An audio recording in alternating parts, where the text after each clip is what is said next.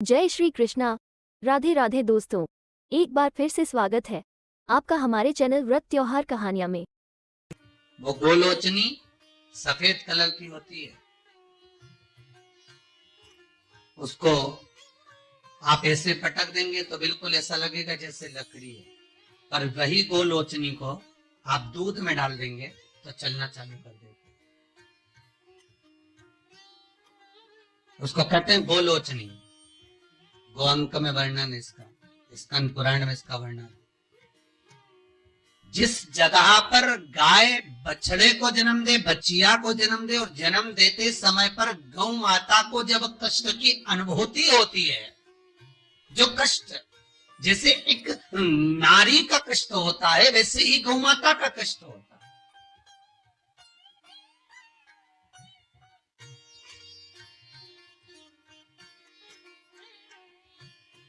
और वो कष्ट के समय पर खुर में से गौलोचनी गौ माता के कष्ट को हरने के लिए प्रकट होती है। उस गौलोचनी का जिह्वा से गौ माता चाटन करती है, चाटती है, और चाटने के बाद जो बछड़ा जन्म देती है उस बछड़े को अपनी जिह्वा से एक बार चाट लेती है। दुनिया में केवल एक गौ माता का बछड़ा ही ऐसा है कि वो गौलोचनी की जिह्वा से चाटने के बाद बछड़ा तुरंत उठ के खड़ा हो जाता है। दुनिया में एक शेर भी अपने बच्चे को जन्म दे, एक चीता भी अपने बच्चे को जन्म दे, भैंस भी अपने बच्चे को जन्म दे, एक कुत्ता भी अपने बच्चे को जन्म दे, दुनिया में कोई अपने बच्चे को जन्म देगा तो बच्चे को उठने में संभलने में समय लगता है। और दुनिया में केवल एक गौ माता ऐसी है कि गौ माता अपने बच्चे को जब जन्म देती है, जन्म देने के कुछ देर बाद जब वो गौ लोचनी की जिह्वा से चाट लेती है, बच्चा उठकर खड़ा हो जाता। दुनिया में केवल एक गौ माता है। गौ लोचनी ढूंढो, हम ये नहीं कहते कि तुम गौ माता के पांव में ढूंढना प्रारंभ कर दो, आप तो मत ढूंढो। गौ लोचनी जहां गिरी है उस रज का भी बड़ा महत्व है, अर्थात गाय ने जहां बछड़े को जन्म दिया उस भूमि पर गौलोचनी पड़ी है, और वो गौलोचनी हमारे जीवन का सुख का अनुभव करा देती है। वो गौलोचनी हमारे जीवन का आनंद का अनुभव करा देती है। इसलिए शास्त्र कहता है कि नई दुकान बन रही हो, नया मकान बन रहा हो, महाराज नई कोई प्रॉपर्टी आपने खरीदी है और उसमें कोई व्यापार चालू करना चाहते हो, तो पहले गाय जहां पर बछड़ा बच्ची आपको जन्म दिया हो, भले पहले दिया हो, पर जमीन तो वही है, रस तो वही है, वहां की मिट्टी का लेपन करने से वो सुख, वो आनंद, वो संपदा बढ़ जाती है। तीसरी मिट्टी, तीसरी मृदा, गोपी भूमि। जिस भूमि पर गोपियां भगवान से मिलने के लिए गई थी और इंतजार करते करते कब द्वारकानाथ आएंगे, कब द्वारकाधीश हमें दिखेंगे, कब ठाकुर हमें दिखेगा, उस भूमि पर ठाकुर का इंतजार करती हैं। जब भगवान कृष्ण नहीं आए तब उन गोपियों ने शिव को बुलाया, इसलिए गोपी तालाब के पास में शंकर का मंदिर है। अरे गोपी महाराज, पहली सूर्य कुंड, दूसरी जहां गौ माता बनती हो वहां की मिट्टी, तीसरी है गोपी, जहां पर गोपियां भगवान को पुकार रही हैं, रो रही हैं, बिलक रही हैं भगवान से मात्र एक बार मिलने के लिए।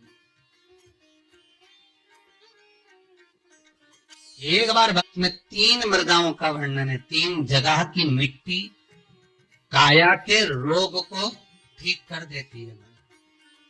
अगर किसी व्यक्ति को चर्म रोग हो गया, कुष्ठ रोग हो गया, चमड़ी सफेद पड़ गई, रोग समाप्त नहीं हो रहा, बढ़ते जा रहा है, औषधियां आपने बहुत कर ली, तो तीन जगह की मिट्टी आपको फल प्रदान करेगी। पहला सूर्य कुंड की मिट्टी। स्कंद पुराण सूर्य कुंड कहां पर है, तो कहा दतिया और झांसी के बीच में सूर्य कुंड निवास करता है।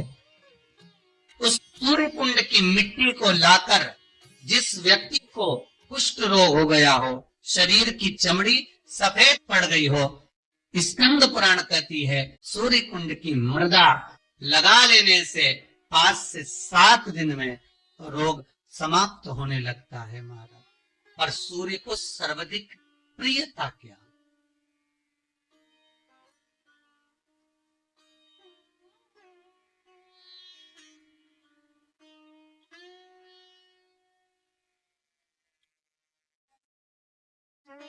सर्वाधिक प्रियता सूर्य को क्या? क्योंकि सूर्य तपता है, तो उस तपन को मिटाने के लिए सूर्य देवता के शरीर पर गाय का घृत मला जाता है। जैसे शनि को तेल लगाया जाता है, सूर्य को घृत मला जाता है। इसलिए सूर्य कुंड का एक नियम है कि सूर्य कुंड पर से अगर हम मिट्टी लेकर आते हैं, शरीर पर लगाने के बाद जब शरीर का चर्म रोग समाप्त हो जाए, सफेद चमड़ी अपने वापिस रंग में आ जाए, तब आप जितनी कामना कर कर आते हैं उतना घी उस सूर्य कुंड के पास में डालना पड़ता है। 1 किलो, 2 किलो, आधा किलो, 250 ग्राम, 25 ग्राम, 50 ग्राम, जो आपने कामना करी है उतना चढ़ाना। और वो घी गाय का होना चाहिए। और उस घी का प्रयोग कोई नहीं कर सकता। इसलिए आज भी स्कंद पुराण में तो केवल सूर्य कुंड का वर्णन है, घृत का वर्णन है, पर स्थान आज भी झांसी और दतिया के बीच में जो सूर्य कुंड विराजमान है, आज भी वहां पर कुंड के पास में एक घी का कुआं है जिसमें घी डाला जाता है, पर उस घी का प्रयोग कोई दुनिया का व्यक्ति नहीं कर सकता। जो करता है वो शरीर में फपोले पड़ जाते हैं और बाद में सड़कर मर जाता है।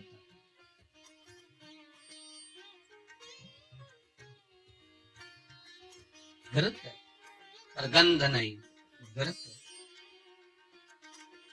3 जगह की मृदा जीव को सुख का अनुभव कराती है। पहला सूर्य कुंड महाराज, दूसरा वर्णन करा है जिस स्थान पर गौ माता को बांधा गया हो और गाय अपने बछड़े को, बछिया को जन्म देती हो, उस स्थान पर उसकी मिट्टी, उसकी मृदा, उस जगह की रज, जब मकान का मुहूर्त होता है, दुकान खोली जाती है, दुकान बनाई जाती है, दुकान में कोई अग्नि का प्रवेश हो, उससे पहले जहां पर गाय ने अपने बछड़े को जन्म दिया हो, बच्चे को जन्म दिया हो, उस स्थान की मिट्टी उस भूमि पर लेपन कर दी जाए तो जिंदगी में कभी संपदा की कमी नहीं हो सकती महाराज। ये दूसरी मृदा स्कंद पुराण वर्णन करती है, धेनु मानस वर्णन करती है। दूसरी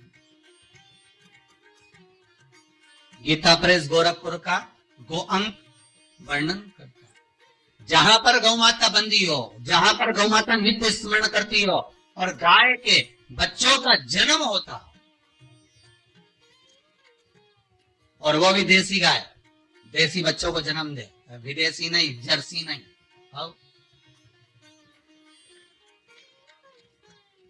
देसी बछड़ा हो, देसी ही गाय।